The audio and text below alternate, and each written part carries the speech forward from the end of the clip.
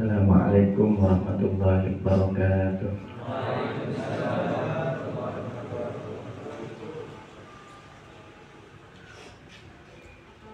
Dengan niatan memperoleh ridha Allah Subhanahu wa taala, kita mencari ilmu, belajar memperoleh ridha Allah Subhanahu. Karena Allah ridha dengan para pencari ilmu. Dengan niatan untuk memperoleh ilmu yang bermanfaat di dunia, niatan untuk mengamalkan sunnah Nabi Sallallahu Alaihi Wasallam dalam perintahnya mencari ilmu. Thalabul ilmi fardhu ala kulli muslim. Mencari ilmu adalah wajib bagi setiap. Dan dengan niatan memperoleh barokahnya para guru, para alim ulama, khususnya pengarang kitab Imam Asy'arani ala hadiniya wa ala kulli amalin salih. La hadratin Nabi Mustafa Sayyidina Muhammad. Al-Fatihah.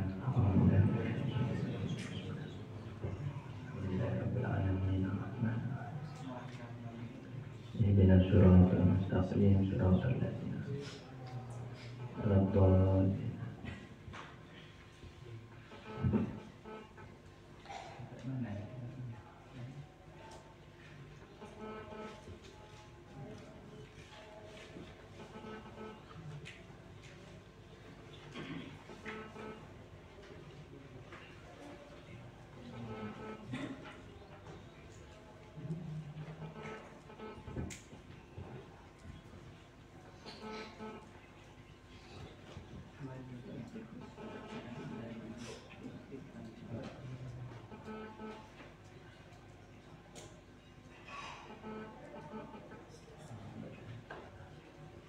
Ya, silakan dibuka masih awalnya muqaddimah.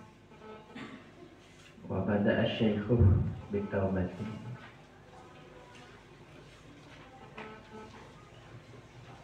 Bismillahirrahmanirrahim. Wa bada'a, dan memulai asy-syaikhu, siapa syekh, yaitu Ibrahim Al-Babuli, bitaubati, dengan taubat.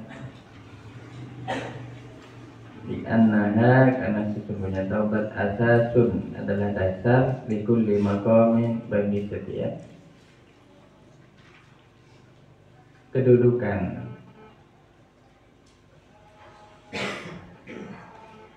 Ya taraqqa, yang naik, ilaihi, kepada maqam itu. Artinya kedudukan itu kenapa disebut makom atau tempat berdiri, ya sebenarnya makom itu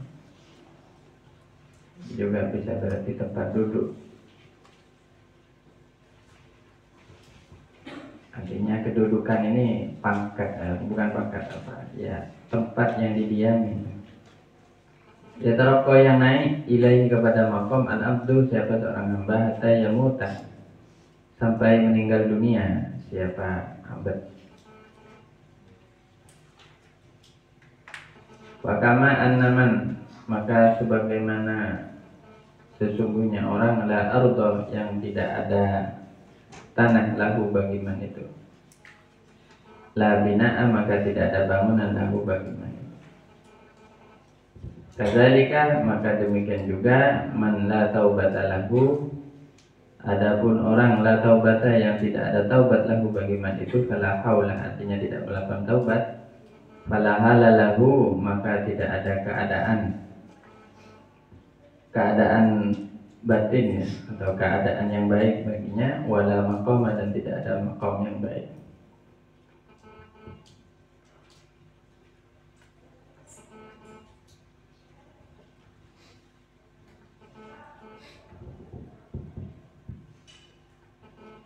Bismillahirrahmanirrahim. Alhamdulillahirabbil alamin. Wassalatu wassalamu ala asyrofil anbiya wal mursalin sayyidina Muhammadin wa ala alihi washabbihi ajma'in. Asyhadu an la ilaha illallah wa asyhadu anna Muhammadan abduhu wa rasuluh. Allahumma shalli ala sayyidina Muhammadin al-fatih lima ughliqa wal khatimi lima sabaq nasril haqqi bil haqqi wal hadi ila siratikal mustaqim wa ala alihi wa qadril muqtadir azim. Amma ba'du, ya, di dalam bagian ini ya, kita diingatkan kembali ya mengenai masalah taubat. Ya, taubat ini adalah asasun li kulli maqam, dasar bagi setiap kedudukan, di mana seorang hamba itu selalu naik kepada maqam itu sampai meninggal dunia. Nah, ini perlu sedikit dijelaskan. Jadi kita mengetahui taubat itu secara bahasa artinya kembali kepada jalan yang benar, kembali kepada kebaikan, meninggalkan yang jelek, meninggalkan yang tidak benar, meninggalkan kebatilan, kembali kepada al-haq yang benar, meninggalkan dosa-dosa, kembali kepada yang maha mengampuni atas dosa-dosa, yaitu Allah At-Tawwab yang maha mengampuni, yang Al-Ghaffar, Al-Ghafur dan seterusnya. Ini taubat ya. Jadi taubat itu secara syariat adalah meninggalkan apa yang tercela menuju apa yang baik, dan meninggalkan yang baik menuju yang lebih baik. Dan seterusnya, taubat ini bertingkat-tingkat tergantung keadaan dan keistiqomahan seorang hamba. Nah, ini taubat. Oleh karena itu, taubat ini wajib hukumnya ya. Wajib pada setiap orang, wajib. Ini perintah Allah.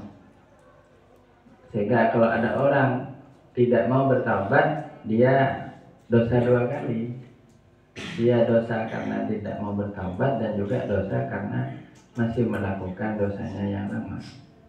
Merasa benar dengan satu dosa itu adalah dosa. Jadi merasa benar atas satu dosa adalah dosa. Misalnya ya, ada orang mencuri atau melakukan perampokan, ini kan dosa besar ya. Kalau perampokan jelas dosa besar. Kalau mencuri ini tergantung barang yang dicurinya. Kalau sedikit mungkin ya tidak sampai jadi dosa besar, karena di bawah batas yang wajib dia dihad atau dipotong tangannya ya. Tapi kalau banyak, nah itu sudah menjadi dosa besar. Namun dia tidak merasa bersalah ya. Ini dia dosa dua kali ya. Atau orang yang meninggalkan sholat, tarikus sholat, na'udzubillah, ini itu tidak mau bertaubat dan juga tidak mau berhenti dari kebiasaannya meninggalkan sholat. Ini kemungkinannya akan double dosanya. Alhamdulillah. Nah, oleh karena itu taubat ini hukumnya wajib ya, wajib sekurang-kurangnya ya satu kali dalam hidup, sekurang-kurangnya itu sebelum orang meninggal dunia, sekurang-kurangnya. Karena barang siapa telah sampai ruhnya atau nyawanya itu di kerongkongan, itu taubat sudah tidak lagi diterima. Oleh karena itu kita tetap harus berharap yang terbaik kepada setiap orang, baik dia seorang yang soleh ya, maupun orang yang pendosa, orang yang fasik, orang yang banyak melakukan dosa. Kita tetap berharap semoga dia bisa bertaubat. Sekurang-kurangnya di hitungan nafas yang terakhir sebelum dia dihembuskan nafasnya, sebelum dia diambil nafasnya, itu dia menyesali dosa-dosanya, maka Allah Subhanahu wa ta'ala akan mengampuni dosa-dosanya. Ya. Namun kalau orang sudah bertaubat, lalu bertaubat lagi, maka Allah Subhanahu wa ta'ala akan memberikan derajat kepada orang seperti itu. Karena dia sudah bertaubat dari dosanya yang lama ya, maka tinggal dosanya yang kecil-kecil. Dia juga bertaubat dari dosanya yang kecil, dia diberi kebaikan oleh Allah. Dia juga bertaubat dari kebaikan itu. Apa maksudnya bertaubat dari kebaikan?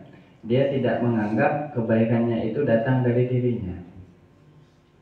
Dia tidak menganggap bahwa saya ini orang baik, itu ya. Meski memang orang baik, meski kata orang dia orang baik ya, tapi dia tidak menganggap itu. Dia menganggap kebaikannya itu adalah nikmat dari Allah Subhanahu wa taala. Nah, orang yang seperti ini bertaubat dari kebaikannya. Nanti dia diberi kedudukan lagi oleh Allah yang lebih baik. Dia bertaubat dari semua itu sampai pada akhirnya dia bertaubat dari adanya alam ini. Jadi alam ini dianggap kesalahan. Kenapa? Sebenarnya bukan taubat dalam arti bagaimana kalau yang terakhir ini. Ini taubatnya orang yang sudah mencapai ketakwaan. Artinya apa? Bertaubat dari melihat alam ini. Jadi melihat alam ini saja sudah dianggap kesalahan. Kenapa? Karena dia memalingkan hatinya dari Allah.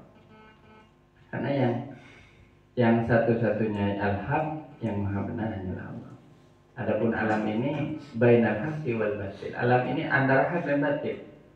Kita kalau cari apa yang dicampur-campur ya carilah alam ini. Di alam ini segalanya ada. Yang baik, yang jelek, yang ganteng, yang enggak ganteng, kaya, miskin. Tapi kalau mau cari yang paling benar hanyalah Allah, satu-satunya. Maka yang terakhir ini taubatnya orang-orang yang sudah istiqomah di dalam taubatnya itu sendiri. Nah, kita mungkin tidak bisa meloncat ke sana. Jangan mengandai-andai, berandai-andai kita akan bisa seperti itu. Wah, kok bisa ya ada orang seperti itu aja nih. Itu apa? Gambaran keadaan rohaninya ya teman-teman ya. Sekali lagi ini kalau secara fisik sama kayak kita, makan minum sama ya. Ya, orang-orang yang Allah cintai, para aulia, orang-orang soleh, itu secara fisik sama kayak kita. Makan, minum, tidur sama ya, menikah begitu ya. Cuman yang membedakan itu keadaan batinnya, hatinya atau kondisi hatinya ini. Nah, ketika keadaan batinnya sudah punya satu tingkat yang saya sebutkan tadi, berarti itu sudah mencapai satu pencapaian di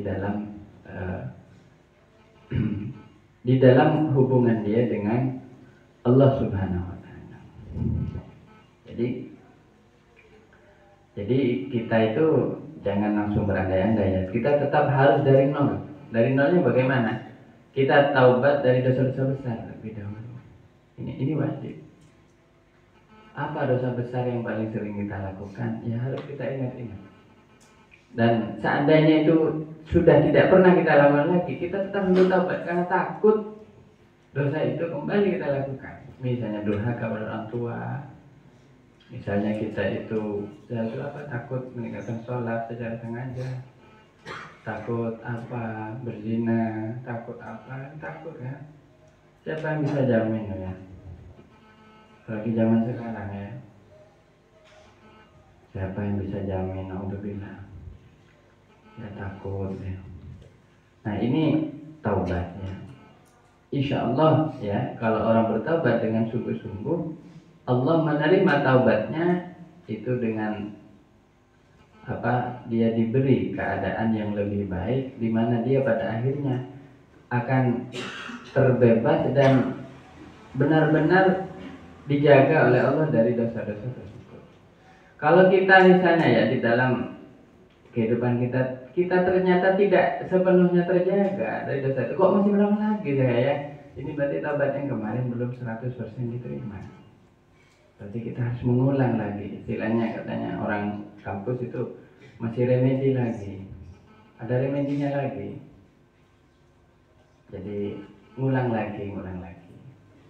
Ini yang paling sering juga. Ini memang bisa dosa kecil, dosa besar, tergantung siapa yang disasar ya. Suudzon, hati-hati dong. Kalau yang disuudzonnya Allah dosa besar. Saya kok ditakdirkan begini. Kok saya sudah kerja tapi kok hasilnya itu. Suudzon, jangan-jangan Allah ini jahat sama saya itu. Itu dosa besar, hati-hati ya.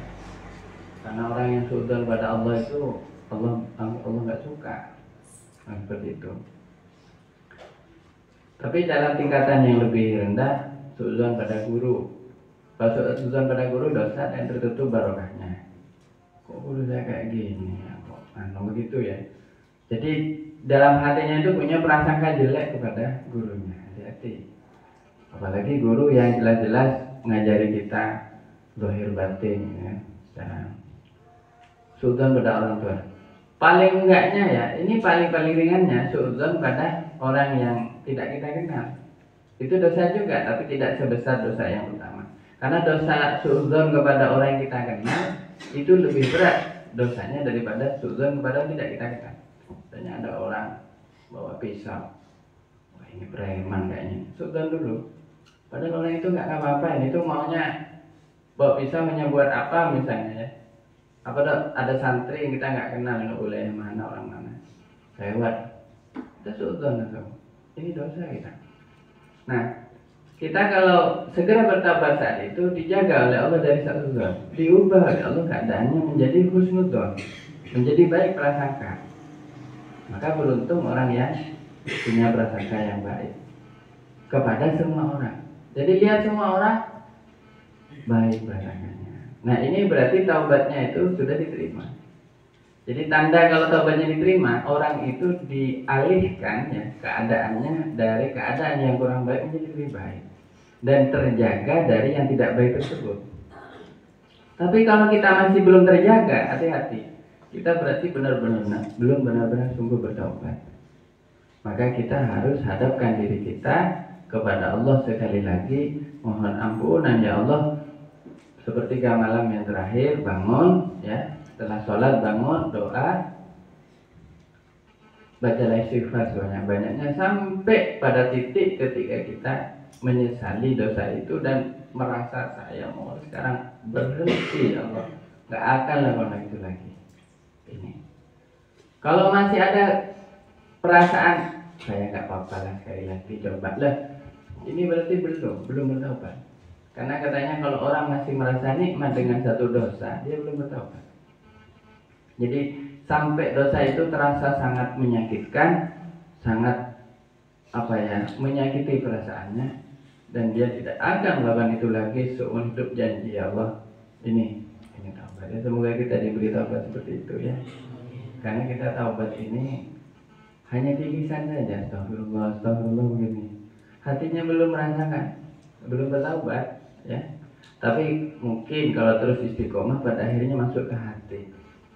Makanya jangan pernah berhenti beristighfar meski hati kita belum merasakan penyesalan atas dosa-dosa kita. Ya, bukan berarti kita lalu putus asa dari bertaubat, tidak boleh ya, tidak boleh putus asa. Nah, jadi syarat dari taubat itu apa kemana? Kita tahu dosanya, harus tahu dosa apa, harus tahu. Dan mau saya itu lagi gitu. Terus yang kedua, menyesalinya. Nah ini taubatnya.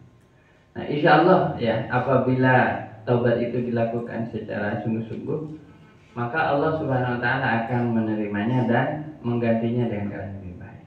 Nah orang bertaubat ini berarti punya dasar ya di dalam dia melangkah. Ya. Ini setiap hari kita itu ya, setiap saat kita itu harus menilai ya. Kita berjalan kepada Allah ini apakah mandek, mundur atau maju? Coba kita pikir. Ya. Apakah kita maju walaupun majunya cuma merangkak atau ngesot jalannya pelan sekali, atau stagnan, diam, atau malah mundur?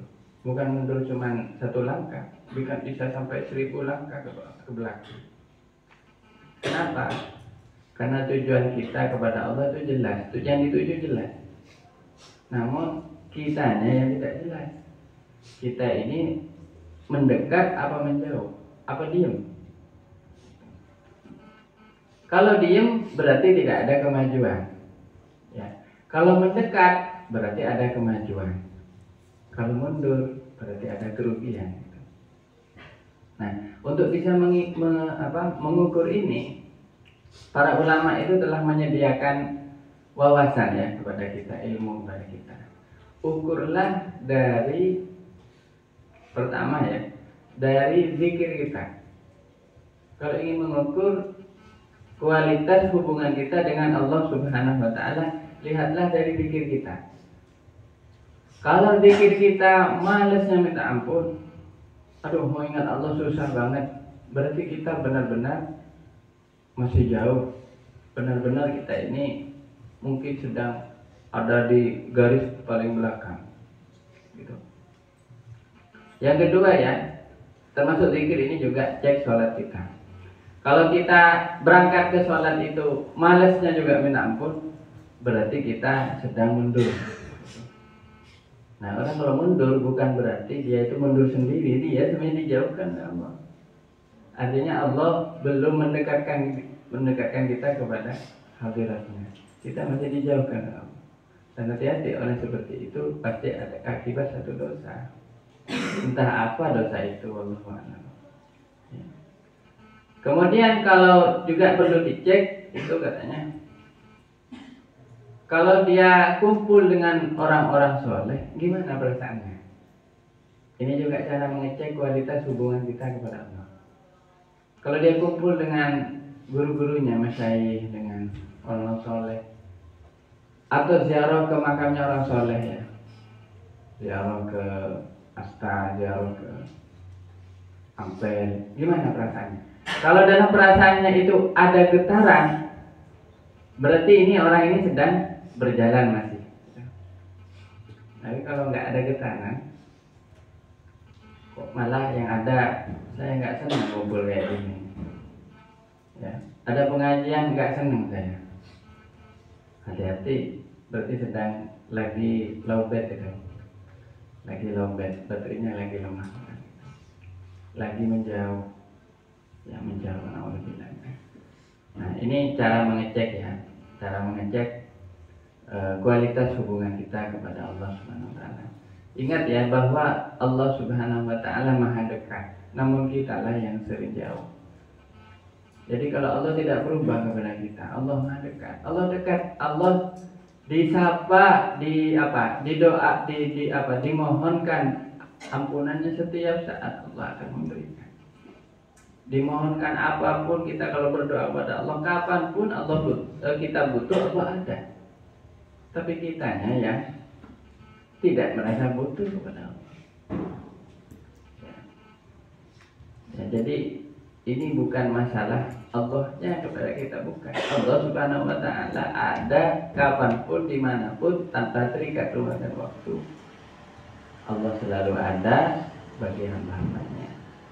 Tapi kitanya yang belum tentu punya waktu untuk Allah Subhanahu wa taala ini. Ya Allahumma shalli ala sayyidina Muhammad. Ya, satu untuk bisa memuji juga adalah majelis sholawat sebenarnya ya, karena majelis sholat itu juga zikir.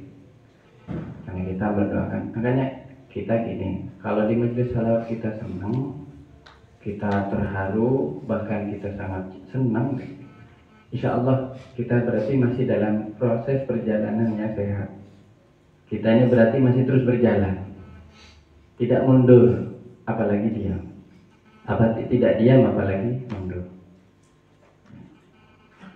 Ya, tapi insya Allah semoga kita terus berjalan dengan istiqomah ya. Bahkan tidak hanya berjalan, sebagian dari teman-teman kita mungkin sudah berlari, mungkin ada yang terbang, mungkin sudah ada yang melesat jauh di atas kita. Nah semua itu adalah hubungan-hubungan kita kepada Allah. Nah kita kalau ingin seperti itu, ya harus berusaha lebih keras lagi untuk bisa memperoleh hidayah dari Allah SWT. Ini perangi diri kita ini yang terus merasa paling benar. Perangi diri kita yang merasa paling hebat. Ya, tundukkan kepala kita di atas lantai untuk bersujud. Tundukkan hati kita kepada orang yang kita anggap itu lebih baik daripada kita. Bahkan semua orang adalah lebih baik daripada kita. Ya. Rendahkan hati kita, ini kuncinya. Kenapa? Karena yang membuat kita sulit untuk berkembang itu sebenarnya adalah egoisme kita sendiri adalah perasaan paling benar kita sendiri. Kita yang paling benar, gak mau merasa bersalah. Allahumma sholli ala sayyidina Muhammad. Nah, ini diumpamakan dalam suatu pendakian, ya naik. Ya. Nah, untuk bisa naik kan kita kalau lihat tangga itu ya pasti ada anak tangganya kan. Nah, anak tangga ini adalah dasar kita bisa naik. Kalau nggak ada anak tangganya nggak mungkin bisa naik, apalagi meloncat. Karena untuk bisa meloncat kita juga butuh pijakan. Nah, pijakan dari semua keadaan yang baik itu tidak ada lain kecuali taubat. Ya. Karena ketika orang bertaubat, dia bisa melihat kesalahannya dan apa yang harus ditinggalkannya. Jadi diumpamakan seperti bangunan dan tanah ya. Tanahnya itu taubat, bangunannya itu adalah keadaan-keadaan yang baik. Jadi kalau kita ingin menjadi orang baik, tidak ada lain kecuali harus punya tanahnya dulu baru bangun. Kalau nggak ada tanahnya berarti bangunannya itu hayalan gitu ya. Atau dia mungkin punya tanah tapi tanahnya itu tidak disiapkan untuk membangun sehingga bangunannya itu akan seketika runtuh. Gitu. Makanya cara memperoleh kebaikan apapun ya di dunia ini, ilmu, ketakwaan, ya, kemuliaan di sisi Allah, karomah namanya. Semua itu jalannya adalah dengan taubat. Nah, kalau orang tidak bertaubat, maka dia ibarat membangun di atas jurang. Pada akhirnya apa? Itu firman-Nya Allah gimana? A'udzu billahi minasyaitonir rajim. Bismillahirrahmanirrahim. Afaman assasa bunyanahu ala taqwa minallahi wa ridwanin minallahi khairun amman assasa bunyanahu ala syafa jurufin harin fanhara bihi fi jahannam.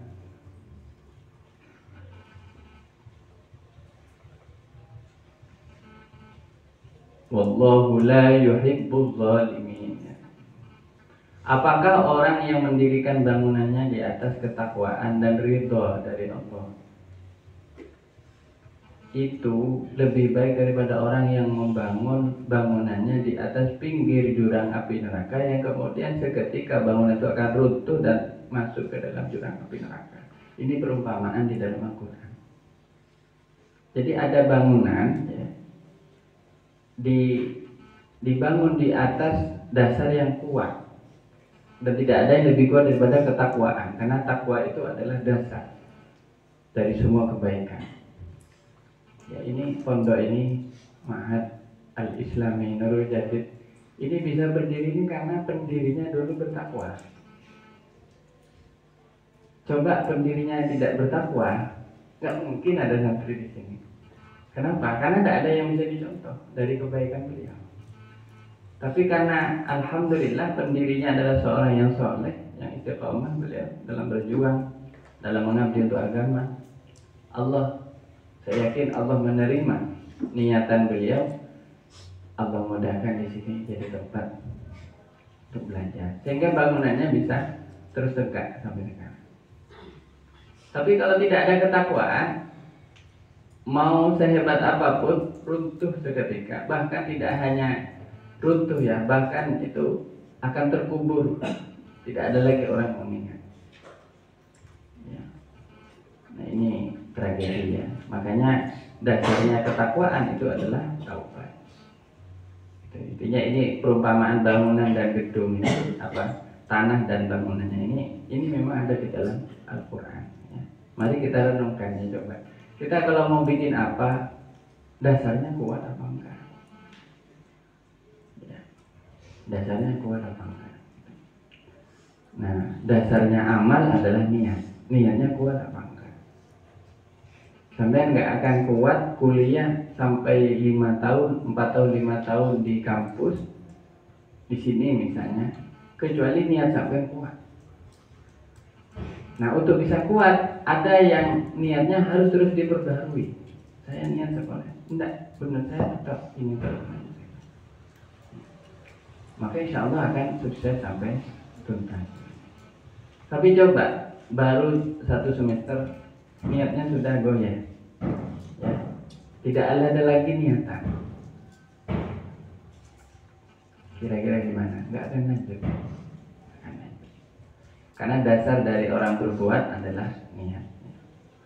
Dasar orang memperoleh derajat di sisi Allah adalah taubat. Jadi insya Allah orang yang punya derajat itu telah terlebih dulu diterima taubatnya di sisi Allah Subhanahu wa ta'ala. Ya. Kita tidak langsung bisa mendapat derajat-derajat itu kecuali telah lebih dulu bertaubat dari berbagai macam kesalahan dan dosa yang telah kita lakukan. Ini bukan gempa ya. Isunya ada gempa ya tadi ya. Di daerah Tiris ya. Insya Allah semoga baik-baik saja ya. Gempa itu akibat apa? Banyak orang berzina. Jadi na'udzubillah, dosa yang paling banyak zaman sekarang ini berzina. Salah satunya ya mau tua mau muda. Itu akibatnya apa nanti? Banyak gempa. Makanya apa? Itu ada hadisnya ya. Kalau orang membiarkan satu kampung, satu desa itu terjadi seperti itu, nggak lama akan dihancurkan dengan gempa oleh Allah. Makanya hati-hati, kalau ada gempa ini sudah sinyal-sinyal, berarti kita harus waspada ya pada potensi-potensi terjadinya maksiat seperti itu. Ya, kalau banyak penyakit, wabah itu karena apa? Ada faktornya. Kalau banyak pembunuhan itu katanya karena orang sudah tidak taat kepada penguasanya. Jadi macam-macamnya. Orang banyak tidak sholat maka hukumannya apa? Itu ada. Saya lupa tapi yang jelas ada di hadis itu, saya pernah baca. Ya. Tapi ini peringatan kepada kita. Tapi kita tetap mohon. Kalau di sini insya Allah nggak ada apa-apa insya Allah. Ya insya Allah semoga aman-aman ya. Takut juga ya sampai pinggir laut ini tsunami. Jadi aman insya Allah. Jadi ini ketakwaan. Nah, jadi insya Allah ya keadaan seseorang yang baik, bahkan dia punya makom, kedudukan yang baik di sisi Allah. Ya, makom itu apa ya? Misalnya ya makomnya itu ya makom taubat misalnya, kan ada makomnya taubat. Ya, berarti dia sudah ahli taubat. Ada makomnya itu mahabbah misalnya, berarti dia sudah cinta, istiqomah dalam cintanya. Ya. Lalu makomnya ahli zikir, berarti dia ahli zikir. Nah, seterusnya ini makom-makom ini tidak akan bisa diperoleh kecuali orang terlebih dahulu bertaubat. Nah, ada pertanyaan begini, mungkin ini sedikit pengayaannya. Katanya orang kalau sering istiqomah baca sholawat nanti akan mendapat kemuliaan di sisi Allah tanpa usahanya sendiri. Kenapa? Dia cukup bersolawat, yang penting solawatnya istiqomah, maka dia bisa terangkis ya menuju hal-hal yang lebih baik. Nah, sebenarnya rahasianya demikian. Orang yang sering bersolawat itu pada akhirnya dalam satu fase dia bersolawat itu hatinya itu akan diketuk oleh Allah untuk bisa bertobat. Ini artinya solawat. Ya, ada orang ya tidak pernah merasa bersalah, tapi dia hadir terus di majelis solawat, dia terus ulang solawat. Terus dalam satu perasaan, ya Allah, saya ini banyak dosa ya Allah. Jadi rupanya dengan solawat diantar untuk bertobat. Ini luar biasanya solawat. Makanya saran saya memang untuk di zaman sekarang perbanyaklah solawat. Ya, kita kalau ada majelis solawat merapat terus gitu. Karena mungkin ya kita bisa jadi belum berhasil bertaubat. Kita sudah mencoba taubat belum mental maksudnya, hati kita masih keras. Alhamdulillah. Tapi tak apa-apa, terus hadir aja di majelis sholawat. Pada akhirnya dalam satu kesadaran ketika kita membaca ya Nabi salam alaika, kok tiba-tiba teringat Rasulullah, kok teringat perjuangan Nabi, diingat, aduh, nah tiba-tiba muncul rasa aduh, nangis ya. Bukan nangis karena rindu Nabi, tidak, tapi nangis melihat keadaan kita yang sangat kotor di hadapan Rasulullah. Nangis, saya ini kok manusia paling durhaka ya, saya itu kok malu lah. Di saat itulah Allah memberikan taubat kepada orang itu. Inilah hebatnya. Makanya saran saya ya, teman-teman jangan malas-malas hadir majelis sholat. Ini tambahan saja. Karena kalau kita ikut jalur yang biasa ya, di zaman sekarang, ayo kita taubat sulit. Bahkan kita kadang ngajak teman-teman tuh, ayo kita istighfar bersama, sulit. Tapi mudah-mudahan ya, ketika orang bersolawat, di situ ada satu kesadaran, akhirnya terjadilah perubahan secara tidak langsung terhadap dirinya itu. Ya makanya jangan tinggalkan selawat ya. Kalau kita ingin memperoleh nikmatnya bertaubat itu. Jadi ada hubungan ya rupanya antara sholat, selawat dan taubat. Gitu. Sehingga dari situ ada peningkatan di dalam kebaikan. Insya Allah demikian. Mungkin saya lanjutkan kepada dialog dulu ya. Karena keterangan berikutnya ini sebenarnya perlu lebih dibedah lagi. Saya ingin ya di dalam kajian kita ini kita membangun mindset ya, pola pikir sebagai generasi muda, khususnya mahasiswa, mengenai persoalan-persoalan dalam diri kita, lingkungan kita, sosial, bahkan negara dan bangsa kita. Ini dari satu sudut pandang, yaitu sudut pandang ilmu tasawuf. Ya, jangan dibilang ilmu tasawuf itu tidak dibutuhkan untuk kehidupan di luar maupun di dalam diri kita sendiri. Jadi ini semua akan berguna dipakai. Nah, sekarang kita membangun pola pikir itu, karena mahasiswa itu harus sampai paham, sampai bisa meyakini bahwa ini memang berguna untuk saya. Jadi ini saya kira akan jauh lebih bermanfaat daripada kita tidak mempelajarinya. Gitu. Ya, jadi agak dibedakan ya dengan pengajian-pengajian di mana ada kita tuh murni hanya menerima saja. Kalau sudah menerima, oke, dia diyakini selesai. Tapi kalau membentuk mindset atau pola pikir, Anda tidak hanya menerima, tapi Anda harus mengolah sendiri, Anda mikir. Nah ini saya berharap seperti ini, kajian saya khususnya di Pomas ini. Karena saya kalau pakai manhaj ya, atau metode yang klasikal, yang umum seperti di masjid ya, Anda tidak perlu ada dialog, tidak perlu. Anda cukup ngaji, dengerin. Kalau perlu Anda duduk yang manis, pulang Anda tidur nyenyak, selesai. Tapi saya nggak mau. Bukan apa, saya bukan ingin menghalangi hidayah Allah, enggak. Saya yakin hidayah Allah akan sampai kepada Anda dengan caranya Allah sendiri. Tapi maksud saya ini hanya ingin mengajak Anda itu ilmu yang di kampus dengan yang di pesantren sama-sama dipakai. Kenapa? La'allahum yatafakkarun ini, supaya berpikir sehingga hatinya juga bisa memahami, merasakan, pikirannya juga bisa mencerna. Ya. Jadi sesulit apapun jangan menyerah. Namanya ilmu harus dipelajari dengan sungguh-sungguh. Ya. Jadi ini ilmu tasawuf itu ilmu yang lengkap, teorinya ada, prakteknya ada, ya, semuanya ada.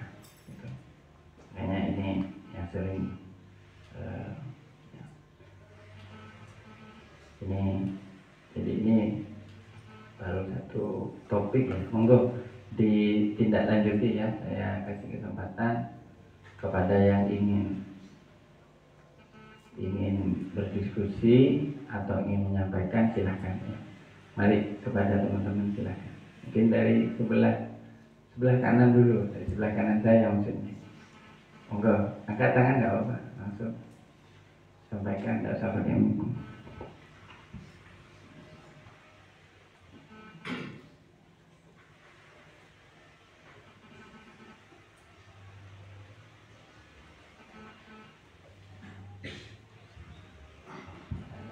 Sebelah kiri, monggo. Sebelah kiri, monggo langsung.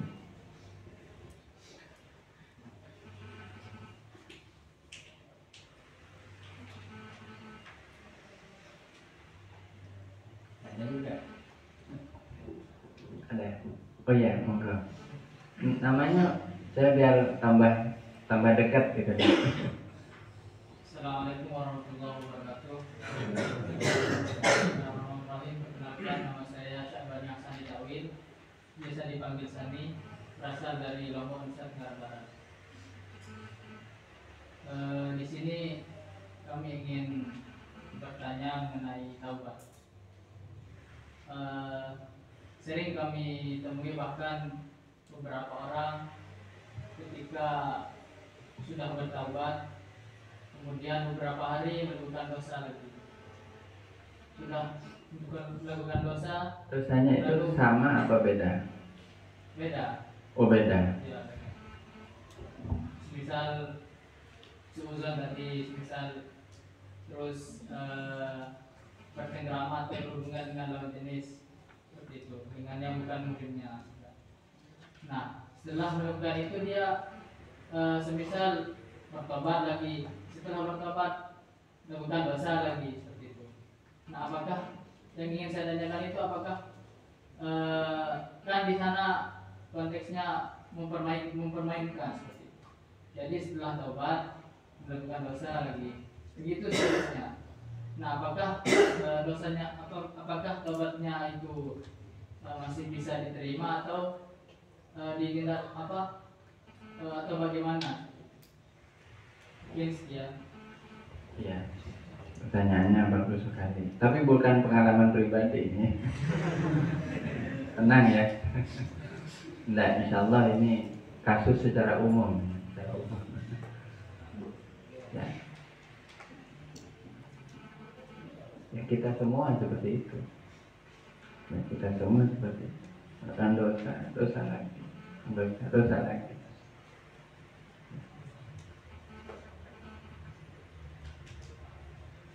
Pertanyaannya begini, kalau pertama dosa itu dosa yang sama, dia melakukannya karena apa?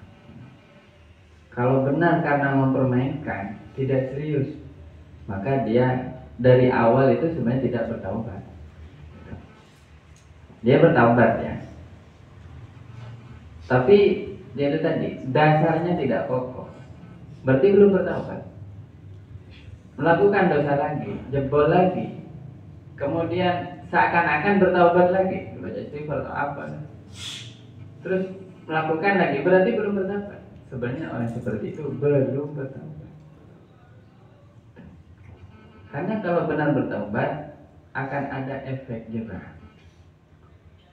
Jadi tadi syaratnya itu ada dua, pengetahuan akan dosanya, dia tahu dosanya apa. Kalau dia belum tahu dosanya, sulit orang bertaubat. Masa nggak tahu apa dosa saya? Belum, nggak bisa bertaubat. Kecuali ditunjukkan oleh orang, ini kamu itu kemarin kayak gini, ini keliru bro gitu. Ini kamu dosa. Masa saya? Lah baru sadar, dan barulah dia punya kesadaran untuk menyesali ini. Gitu. Ini urutannya begitu ya. Nah kalau misalnya dia benar-benar menyesali, kemudian selang beberapa waktu dia sudah merasa aman dan nyaman dengan semua itu, ternyata secara tidak sengaja atau secara terpaksa melakukan lagi, maka orang seperti ini akan mendapatkan ampunan Allah ketika dia bertobat lagi. Kan ada hadisnya itu ya. Ada orang melakukan dosa, bertobat sungguh-sungguh pada ya Allah, ampuni saya. Berapa hari kemudian melakukan lagi, tapi itu apa ya? Tidak sengaja atau mungkin terpaksa. Bertobat lagi diterima oleh Allah. bertaubat lagi, diterima Allah Tuhan. Jadi sebenarnya kalau ampunan Allah itu akan terus diberikan selama orang itu bertaubat. Jadi yang lebih baik bertaubat daripada tidak bertaubat.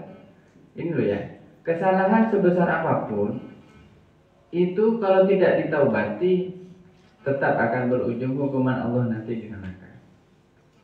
Ya, tapi kesalahan sebesar apapun kalau ditaubati terus menerus itu lebih baik daripada orang melakukan dosa atau tidak melakukan dosa tapi tidak bertaubat. Allah lebih menyukai orang yang melakukan dosa dan bertaubat daripada orang yang melakukan kebaikan dan tidak bertaubat. Ini logikanya begitu. Allah lebih menyukai orang yang melakukan dosa tapi kemudian bertaubat daripada orang yang terus-menerus melakukan kebaikan tapi dia tidak bertaubat. Kenapa? Karena tadi orang yang melakukan kebaikan tidak bertaubat, dia seakan-akan merasa tidak butuh ampunan Allah. Dan Allah nggak suka orang seperti ini. Ya, maka oleh Allah pasti akan dijatuhkan dosa kepadanya. Tuh, pasti dia akan berbuat dosa. Sebaliknya orang yang melakukan dosa tapi bertaubat, nggak jatuh lagi ke dosa, bertaubat lagi, ini lebih Allah sukai. Kenapa? Karena dia selalu merendahkan diri kepada Allah. Makanya kita ini pada intinya pernah dosa atau enggak, yang penting taubat gitu loh. Itu poinnya ya. Jadi poinnya itu adalah pada taubatnya, bukan pada kebaikan atau dosa yang kita lakukan. Tapi semoga Allah mengampuni dosa-dosa kita ya. Karena dosa kita ini untungnya tidak ditampakkan. Saya pernah bilang kepada teman-teman santri ya, kalau dosa kita ditampakkan, ini nih depan halaman Pomas ini tidak akan ada orang lewat lagi. Kenapa? Karena dari saking busuknya dosa itu, saking jeleknya dosa itu. Seandainya dosa kita ditampakkan, ya Allah ya, nggak ada orang mau melihat kita loh. Kenapa? Mungkin mata kita ini bernanah, mungkin karena nanti kan di akhirat tuh ya, orang yang suka melihat hal yang haram akan ditusuk, makanya gitu. Ini kan ditampakkan, jadi di akhirat ditampakkan. Yang suka makan harta anak yatim perutnya akan penuh dengan api, kan gitu. Yang suka ini nih kelaminnya ini ya melakukan hubungan yang haram, ini akan seperti apa, kan ada hukuman semua. Ini kalau ditampakkan, muka kita itu kayak monster itu, kayak apa, zombie gitu. Gak ada orang ngelihat muka ini. Dan seandainya dosa itu ditampakkan, mungkin baunya ya, kotorannya dan seterusnya itu akan sangat menjijikkan. Ya. Pernah ada orang riba, ya, itu ditampakkan seperti laut apa, seperti sungai atau apa lautan yang penuh dengan kotoran. Itu. Makanya dosa itu untung nggak ditampakkan. Dosa itu disembunyikan oleh Allah pada bagian-bagian melakukan dosa itu. Entah di mana dosa itu pernah dilakukan. Tapi pada intinya kita takut kepada hukuman Allah dan dosa itu. Nah ini ya. Makanya lebih baik tadi itu kita melakukan dosa, mengakui dosa dan bertobat daripada kita merasa tidak butuh untuk bertobat. Ya. Kapan saat terbaik untuk bertobat? Saat kita merasa melakukan dosa, itulah saat terbaik untuk bertobat. Jangan menunda. Ketika kita mengatakan, ya Allah, astagfirullah, langsung saat itu juga meminta ampunan kepada Allah. Tapi kalau saatnya bertaubat kok dia nggak mau bertaubat, nah ini Allah akan berikan dia diulur-ulur lagi waktunya untuk dia bisa bertaubat. Akhirnya lama-kelamaan sampai akhir hidupnya tidak bisa bertaubat. Naudzubillah ini. Itu ceritanya kenapa ya ada orang mau meninggal nggak bisa bertaubat. Itu karena dia suka menunda taubat. Jadi dia dulu waktu masih mudanya pernah punya dosa atau sering melakukan dosa. Kemudian waktu masa tuanya sudah diingatkan, kamu taubat sekarang, kamu ini sudah rapuh kulit kamu, sudah penyakitan kamu itu. Ayo taubat, nggak mau masih. Akhirnya benar nggak dikasih kesempatan. Nah ini namanya su'ul khotimah ya, jelek akhirnya, na'udzubillah. Tapi kita kalau masih bertaubat ya, bersyukur kepada Allah karena kita masih dibukakan pintu taubat, dan siapapun yang bertaubat pasti Allah akan terima taubatnya. Kapan Allah menolak taubat kita? Enggak pernah. Allah menerima taubat kita dengan syarat kita sebelum bertaubat. Nah tadi itu kita tahu dosa kita, yang kedua kita menyesalinya. Cuma dua ini ya syaratnya taubat. Ya, jadi subhanallah ya. Ya, yang tidak punya dosa itu hanya anak kecil yang belum balik ya. Tapi begitu sudah balik, kita sudah punya. Kenapa orang balik itu ukurannya dosa itu dari balik? Kenapa? Karena manusia sudah mengenal nafsu dari sejak masa balik. Nafsu apa? Nafsu seksual. Kalau masih kecil, nafsu makan cuma, makan dan minum. Makanya tidak ada dosa. Kalau cuma punya nafsu makan minum, tidak ada dosa. Tapi dosa itu muncul sejak manusia, seorang hamba itu masuk usia balik kan ya. Nah balik itu apa sebenarnya nafsu balik? Nafsu seksualnya mulai muncul. Ini awal mula bisa orang terjatuh dalam dosa. Makanya ya suatu saat kan pernah ada pemuda mengeluh tentang nafsu seksualnya yang tinggi kepada Nabi, atau libido katanya orang sekarang. Ya maklum mana anak muda lalu mengatakan kepada Rasulullah, ya Rasulullah ini saya nafsu saya tinggi sekali. Apa sabda Nabi? Nikah kamu, kawin, nikah. Kalau kamu nggak mampu, puasa. Nggak mampu juga, mau kawin nggak bisa, mau puasa juga lemah badannya, lu sering sakit. Apa? Ya apa gitu lah. Pokoknya yang kira-kira meredam itu. Kenapa? Karena itu salah satu sumber dosa kalau bagi para pemuda yang gitu. Dan Anda jangan mengira perempuan itu baik-baik saja. Justru ya nafsunya perempuan itu jauh lebih besar. Makanya hati-hati dengan wanita itu. Kenapa? Karena wanita itu nafsunya jauh lebih besar, hanya tertutupi oleh rasa malunya. Kalau kita tidak, nafsu kita bisa biasa sebenarnya, tapi kita tidak punya malu. Itulah laki-laki. Laki-laki itu katanya malunya cuma 1, tapi perempuan itu 100 malunya. Jadi dibandingkan rasa malunya perempuan, kita itu jauh. Kalau laki-laki berjalan, walaupun dia nggak mandi, nggak rasa apa-apa, oke-oke saja kan? Itulah Anda semua. Tapi coba ada perempuan 1 orang nggak mandi, dia keluar dari kamarnya jalan di depan orang, dia itu malunya luar biasa dia. Kalau disuruh jalan begitu, dia pasti harus pakai parfum macam-macam kan. Itu ada perempuan. Makanya perempuan itu kan banyak aksesorisnya, harus berdaan, harus pakai baju yang gerinak-gerinak macam-macam. Itu karena menutupi syahwatnya, menutupi, itu adalah bentuk rasa malu. Kalau laki-laki tidak butuh itu semua ya. Tidak butuh laki-laki itu, memang laki-laki itu begitu kita tahu sendiri. Nah ini, jadi kalau bicara masalah dosa ya, sebenarnya setiap orang itu punya potensi melakukan dosa. Tapi satu ya, adab dalam masalah dosa ini, jangan pernah bicarakan dosa kita kepada siapapun. Innallaha la yuhibbul jahra bis-su'i minal qawli illa man zulim. Allah nggak suka kalau dosa diomongin, apalagi sampai dituduhkan. Kamu kemarin, jangan.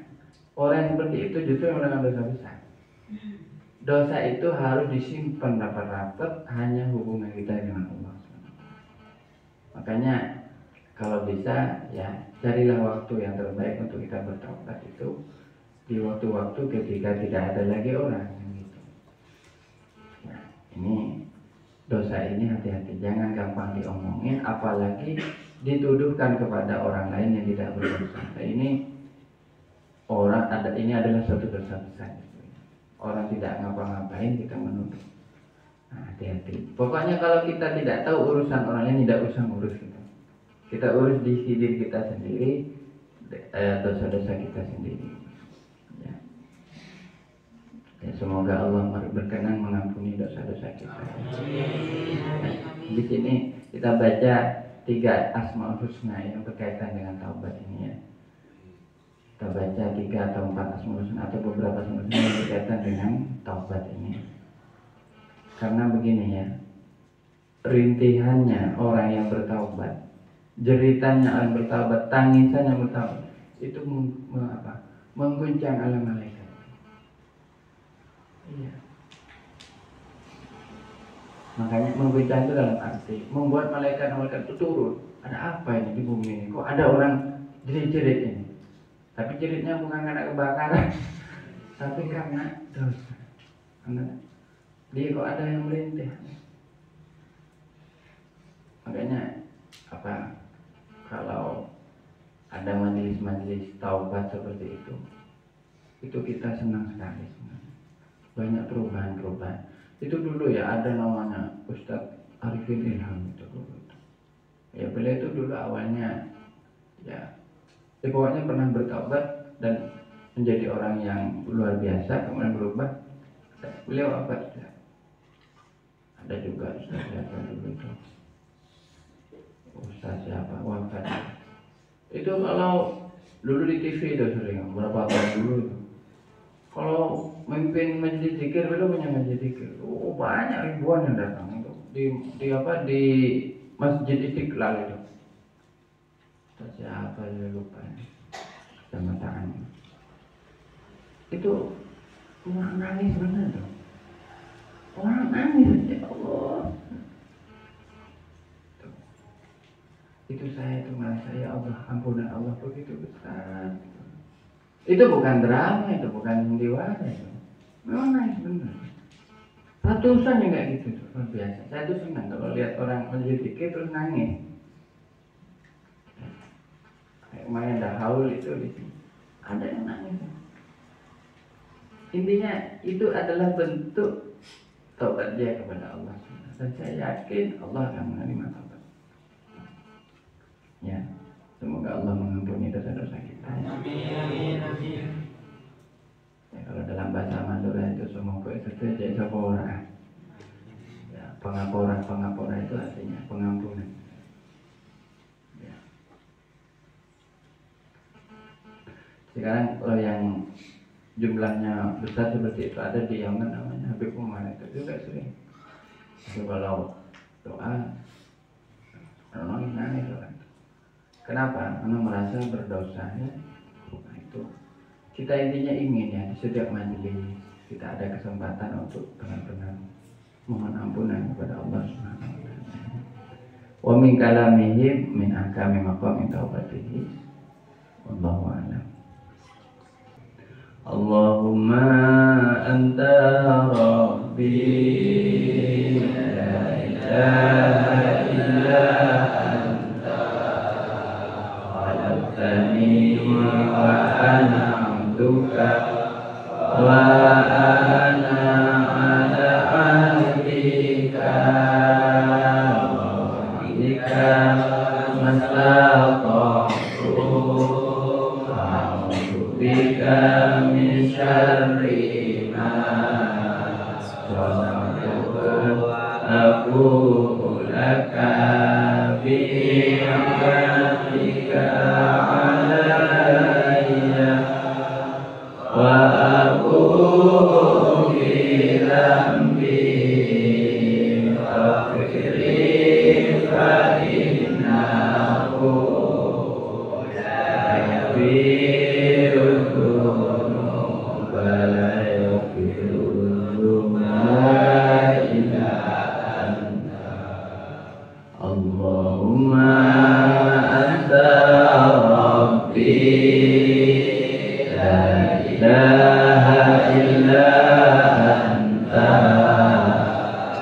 khalaqtani wa ana 'abduka wa ana 'ala 'ahdika wa wa'dika mastata'tu a'udzu bika min syarri ma sana'tu abu'u laka bi ni'matika 'alayya wa abu'u bi dhanbi faghfir li fa innahu la yaghfiru dzunuba illa anta. Satu kali lagi, mana Allahumma anta rabbi la ilaha illa anta khalaqtani wa ana 'abduka wa ana 'ala 'ahdika wa wa'dika mastata'tu a'udzu bika min syarri ma sana'tu abu'u laka bi ni'matika 'alayya wa abu'u bi dhanbi faghfir li fa innahu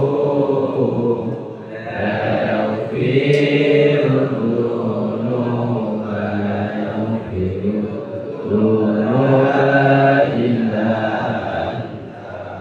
sallallahu alaihi wasallam. Muhammad Rabbana taqabbal minna bi sirril Fatihah.